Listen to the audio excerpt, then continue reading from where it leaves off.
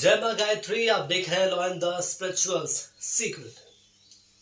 और आज हम जानेंगे मां गायत्री की उपासना आप कैसे कर सकते हैं। आज तक हमने आपको बताया है मां गायत्री के मंत्र के विषय के बारे में, और आज जानेंगे उपासना के बारे में। देखिए, वेदों में उल्लेख आता है कि आखिर उपासना कभी भी किसी भी स्थिति में की जा सकती है। हर स्थिति में ये उपासना हमेशा लाभदायक ही मानी जाती है, लेकिन विधि पूर्वक श्रद्धा भावना के साथ की गई उपासना अति फलदायी मानी गई है। यदि आपने सच्चे हृदय के साथ उपासना की है तो आपको जाहिर सी बात है कि इसका फल मिलेगा। ब्रह्म मुहूर्त में स्नान आदि से निवृत्त होकर गायत्री मंत्र या घर के किसी भी शुद्ध पवित्र स्थान पर पीले कुशा के आसन पर सुखासन में बैठकर इस प्रकार आपको पूजा करनी है। आप चाहें तो लिख लीजिए, मैं पूरी जानकारी आज आपको विधि पूर्वक बताने वाला हूं। सबसे पहले जान लीजिए कि उपासना की विधि विधान आखिर क्या होते हैं, जिसके मुताबिक आपको उपासना करनी चाहिए। सबसे पहले ये जानिए कि ब्रह्म संध्या आखिर क्या होता है। देखिए, ब्रह्म संध्या एक ऐसा शब्द है जिसमें बहुत सारी चीजें समाहित होती हैं। शरीर व मन को पवित्र बनाने के लिए ब्रह्म संध्या की जाती है। इसके अंतर्गत 5 कृत्य करने होते हैं, जो कि ये सभी ब्रह्म संध्या के अंतर्गत माने जाते हैं। देखिए, इसके अलावा हम बात करेंगे सबसे पहले पवित्रीकरण की। यदि हम बात करें तो पवित्रीकरण आखिर क्या होता है। बाएं हाथ में आपको जल लेना है और उसे दाहिने हाथ से ढक लेना है, और मंत्रोच्चार के बीच मंत्रोच्चार के साथ आपको जल को सिर और शरीर पर पवित्रता के भाव से छिड़कना है। जल आपके हाथ में है, थोड़ा थोड़ा अपने सिर पर छिड़किए, अपने शरीर पर छिड़किए, लेकिन इस दौरान पूरी पवित्रता के भाव के साथ आपको इस जल को छिड़कना है। इसके बाद आता है आचमन। देखिए, आचमन क्या होता है। आचमन का अर्थ होता है वाणी, मन व अंतःकरण की शुद्धि के लिए आचमन किया जाता है। इसके लिए चम्मच से 3 बार जल का आचमन आपको करना होता है, यानी कि हर एक मंत्र के साथ एक बार आपके हाथ में हथेली में आचमन के लिए जल दिया जाता है, और हर मंत्र के साथ एक आचमन आपको करना है। इसके बाद क्या होता है।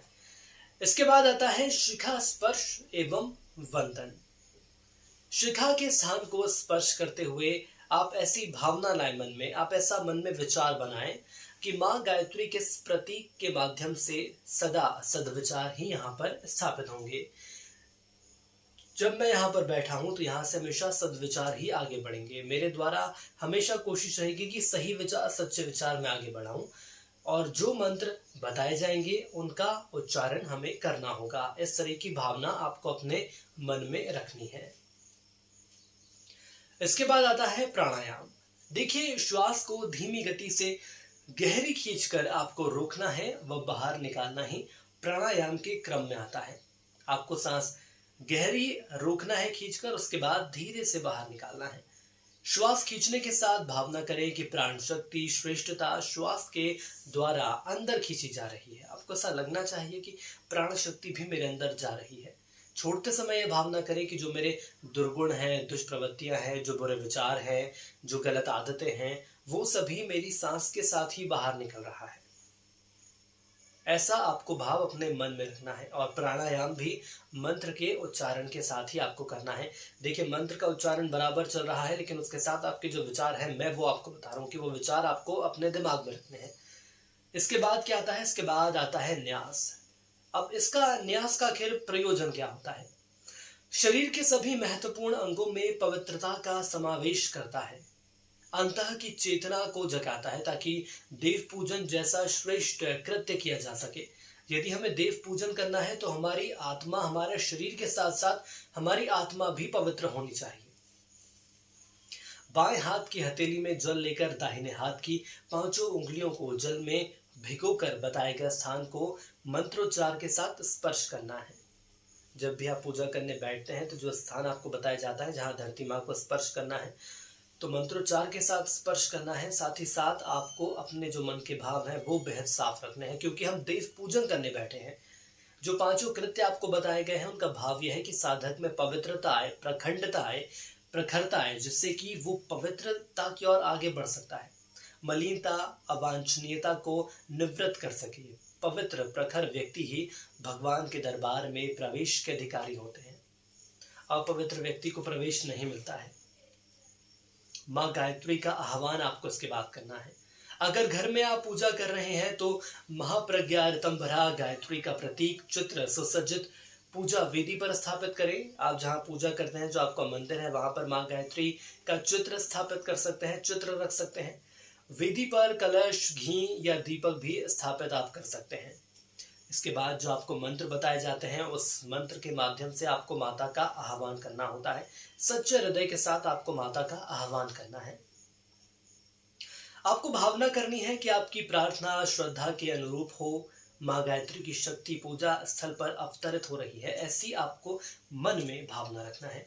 देखिए, इसके बाद गुरु गायत्री मंत्र को, जो गुरु है वो गायत्री मंत्र भी दिए जाते हैं गुरु मंत्र के रूप में, इसलिए बिना गुरु के साधना का फल देरी से मिलने की संभावना रहती है।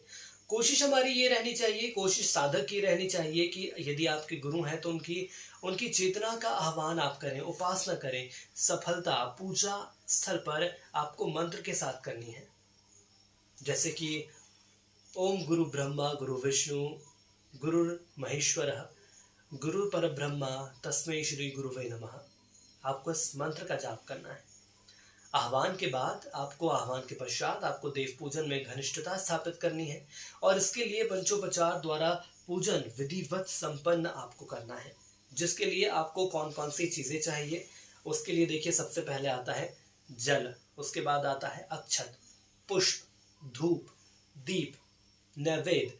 ये तमाम चीजें हैं जो कि अंत समय में हमें जरूरत पड़ती है, इनकी लगती है।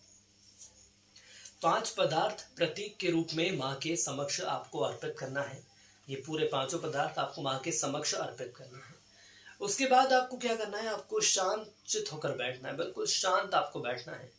आपको जप करना है, जप प्रक्रिया करनी है। आपको कुसंस्कारों को धोने की भावना रखनी है। जो आपकी गलत बातें हैं उन्हें निकालना है, आपकी गलत आदतें निकालना है। भौतिक सुख सुविधाओं की कामना के लिए ये की जाती है, ताकि जो आने वाला वक्त है वो ज़्यादा बेहतर हो सके। गायत्री मंत्र का जप न्यूनतम 3 माला अर्थात घड़ी से प्रायः 24 मिनट या 11 माला अवश्य हमें करना है। और जप करते वक्त आपको क्या करना है, आपके होंठ हिलते रहें, किंतु आवाज इतनी मंद हो कि पास बैठे व्यक्ति भी ना सुन सकें।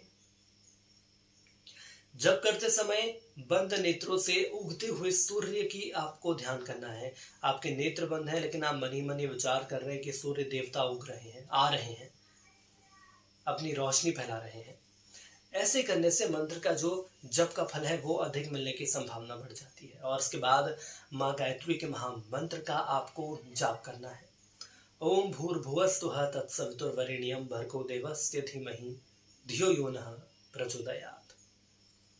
इतना करने के बाद आपको जप पूरा होने के बाद शुद्ध हवन सामग्री या गाय के घी से माँ गायत्री के मंत्र की 24 या 108 आहुतियों का यज्ञ करने से हर प्रकार की मनोकामना आपकी पूर्ण होती है। हर प्रकार की मनोकामना पूर्ण होती है, ये मानकर चलिए आप। जप और यज्ञ पूर्ण होने पर इसी क्रम के साथ आपको विसर्जन भी करना होगा। लेकिन आप एक बात का बड़ा ध्यान रखिएगा कि इस पूरी ही प्रक्रिया के दौरान आपका मन बड़ा साफ होना चाहिए। यदि आपका मन साफ नहीं होगा तो ये मानकर चलिए कि कहीं ना कहीं जो हमारी पूजा है वो रुक रही है। इसके बाद आपको विसर्जन के दौरान क्या करना है, देखिए, जब समाप्ति के बाद पूजा वेदी पर रखे छोटे कलश का जल सभी मनोकामना के साथ, जो भी आपकी मनोकामना है सभी मनोकामनाओं के साथ पूरे भाव के साथ पूर्व दिशा में भगवान सूर्य को अर्घ्य के रूप में आपको मंत्र के उच्चारण के साथ चढ़ाना है। इतना सब करने के बाद आपको दान स्वरूप अपनी कमाई का एक अंश कहीं दान अवश्य करना है। मान लीजिए कि आपकी जितनी भी कमाई है, ज्यादा भी कमाई है कम भी कमाई है, लेकिन एक अंश आपको दान अवश्य करना है। आप चाहें तो गरीब कन्याओं को भोजन करा सकते हैं, आप चाहें तो माँ गायत्री के जो मंदिर है वहां पर जाकर चढ़ा सकते हैं। ये यकीन मानकर चलिए कि माँ गायत्री आपकी सभी मनोकामनाएं पूर्ण करेगी। इसी मनोकामना के साथ मुझे इजाजत दीजिए। और यदि आपको कोई सवाल जवाब पूछना है, यदि आपको हमारा वीडियो पसंद आया तो ज़रूर लाइक करें, कमेंट आप ज़रूर कर सकते हैं। देखिए, मेरी कोशिश ये रहती है कि पूरी सही जानकारी मैं आप तक पहुंचाऊं। जय माँ गायत्री।